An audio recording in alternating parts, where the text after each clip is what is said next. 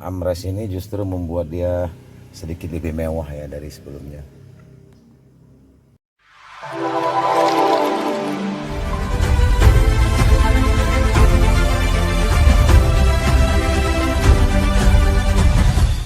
Ya, kembali ke channel saya. Hari ini kita akan bahas mobil pribadi saya, Honda Mobilio E CVT tahun 2017. Jadi mobil ini pemakaiannya Januari 2018. Jadi dengan hari ini sudah 2 tahun pemakaiannya. Oke, kita mulai dari depan dulu. Mesin Honda iVTEC 1500 cc, tenaganya 118 horsepower, sudah ABS CBD. Ini tenaganya yang paling besar di kelasnya ya. Untuk bagian depan ini ada perubahan sedikit dari 2016 ya. Ini sudah cipit ini, sudah lebih sipit. Sedangkan untuk roda ini kita menggunakan ring 15 ini, bannya Dunlop NACF.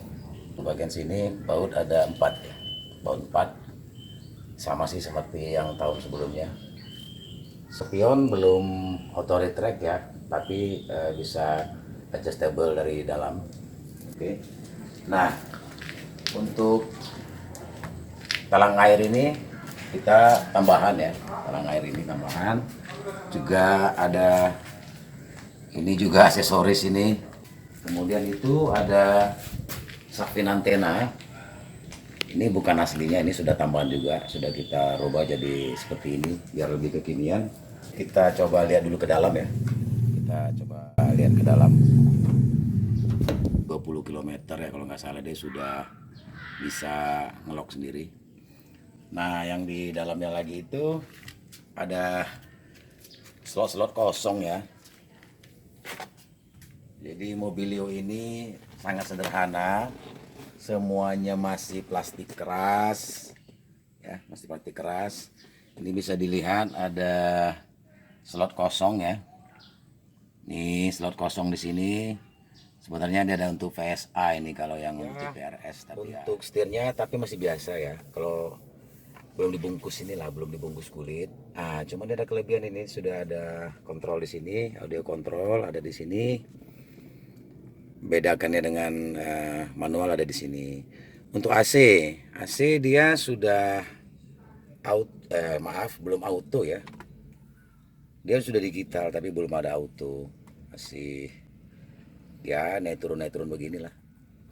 Kemudian kita lihat untuk tuas persnelingnya juga belum dibungkus kulit. Ini CVT-nya standar aja. Handbrake, rem tangan juga masih biasa saja ya. Ah, ini tambahan satu ini. Jadi ini kita tambah sebagai aksesoris, lumayan juga ini, bisa untuk tempat-tempat penyimpanan.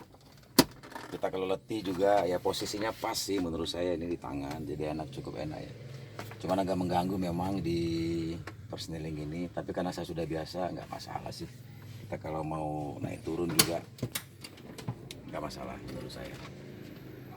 Untuk kaca depan dia sudah denight view, sedangkan ini belum ada kaca, lampu masih kuning.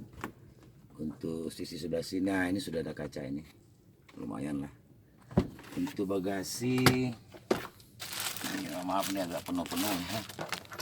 Ini ada kabel di sini nih. Nah, ini untuk USB, cuman ini doang ya, USB. Jadi kamera sudah touchscreen, yang membedakan dia dengan yang manual juga, dan sudah ada kamera mundur.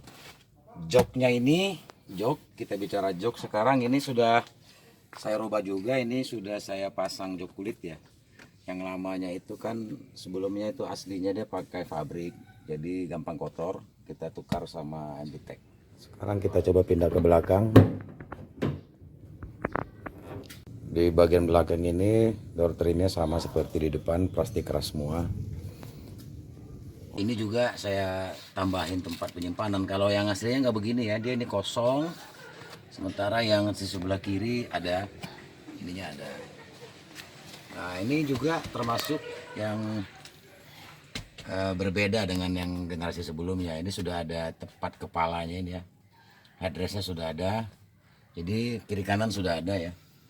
Jadi kita lebih nyaman lah. AC-nya sudah double blower seperti ini ya, sudah double blower dan ada pegangan tangan tapi belum retract ya, masih fix sama dengan depan juga fix ini posisinya. Kemudian kursi ini sudah bisa kita sliding ya seperti ini posisi mengemudi saya. Jadi di posisi mengemudi saya posisikan di paling depan juga saya masih dapat space ya. Tinggi saya 170 cm ya. Ini cukup jauh. Artinya ini cukup nyaman untuk di kursi kedua. Dan dia bisa juga di setel ya. Untuk rebahannya sampai segini. Seperti ini. Cukup nyaman menurut saya. Tapi kalau ada tambahan armrest ini mungkin jauh lebih nyaman barangkali ya. Tapi cukup lah, karena saya pecinta mobilio, menurut saya ini sudah cukup ya. Kita ke jok ketiga, bisa lihat cara masuk ya ke baris ketiga itu. Ini ada tuas yang tadi, kita bisa langsung one touch tumble ya, one sekali tarik itu langsung muter ya. Kita coba ya. Jadi praktis ini cara pembukaannya, kita gampang masuk. Sekarang kita coba tes, kita tutup lagi.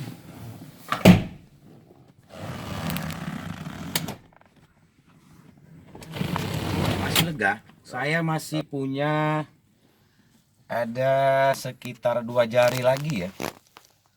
Kepala masih jauh cukup. Ini ada, masih ada ininya, masih bisa di setel ini. Nah segini, masih ada sisa penyetelan seperti ini. Ya cukup nyaman menurut saya. Tempat tangannya pas, ada tempat handphone di sini, tempat cup holder juga ada di sini. Enak sih di sini sebenarnya. Jadi ini memang benar-benar untuk 3 baris ya. Bukan 2 tambah 1. Jadi dari pertama, kedua, ketiga cukup. Untuk tinggi 170 cm. Segitu mungkin yang di belakang ya. Ada juga ini tempat kepalanya. Nah ini juga ada ini apa untuk safety beltnya bagian tengah ya. Sudah ada ini. Tapi ini nggak ada pegangan ya. Cukup lah untuk seharga 200 jutaan ini sudah sangat cukup menurut saya. Belakang ya masih mirip-mirip aja ya dengan yang sebelumnya, masih ganteng lah. Ini dia belum ada defogger ini. Defogger belum ada, sama spoiler spoiler atas juga ini belum ada ya. Tapi dia sudah ada ini ada kamera untuk mundur ya, kelihatan ini. Jadi dari ACPT sudah ada. Sekarang kita coba lihat bagasinya seperti apa. Bukannya main tarik di sini ya, masih manual juga. Nah ini cukup luas ini. Ini kalau dihitung-hitung bisa 1, 2, minimal 3 galon air masih masuk ini. Koper sedang bisa 2 ya. Pelipatannya itu seperti ini. Ya ini saja dia seperti ini. Seperti ini, masih ada gap sebenarnya. Masih ada gap. Ya sayang sih, tapi cukup lah. Sekali lagi saya bilang ini nggak masalah sih kalau buat saya ya. Terus kalau kita mau lebih luas lagi, kita bisa tarik tuas ini, kita naikkan ke atas. Nah ini sayangnya dia sekaligus ikut ya. Bagusnya sebenarnya dia ini bisa dibagi dua, bisa satu-satu, tapi nggak bisa ya, ini sekaligus naik. Nah ini jadi semakin luas. Ya ini plastik-plastik semua sama. Speaker ada 4 ya, 1, 2, tadi di depan ada 2, ada 4 speaker. Ya, yang bagian belakang juga kebagian safety belt ya, cukup aman. Itu ya untuk yang bagian belakang. Kita kembalikan lagi. Namun ada 3 hal yang saya kurang suka dengan mobil ini ya. Yang pertama, ini nih, remnya ini nggak tahu kenapa. Jadi setelah 2 tahun pemakaian ini ada suara berisik gitu, seperti seret gitu. Ketika saya bawa ke bengkel Hondanya, dia ada scratch, jadi harus dibubut lah, semacam dibubut begitu, sehingga bisa halus lagi dan sudah normal kembali. Batas toleransinya itu sampai 3 kali, ya ini baru 1 kali, jadi menurut mereka masih aman. Dan setelah saya pakai juga, ya masih aman lah. Tapi harusnya ya mobil saya sebelumnya juga kan nggak ada juga seperti itu. Lebih tua dari ini juga belum ada masalah sih sebenarnya dengan ini. Mungkin juga PR juga lah supaya jangan terlalu. Saya nggak tahu apakah material atau apa ya. Itu yang pertama ya. Kemudian yang kedua, ini suara kembali ke ban tadi. Suara ban itu masuk loh ke dalam ini. Nggak tahu. Jadi berisik lah. Jadi kalau kita perjalanan jauh, ya agak terganggu sedikit di kebisingannya itu.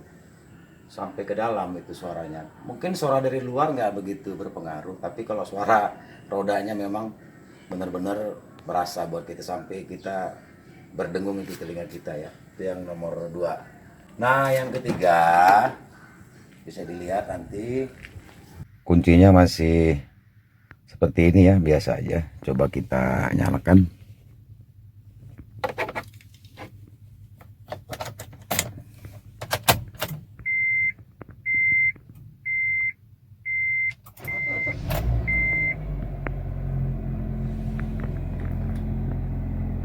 Kilometer baru 15.617,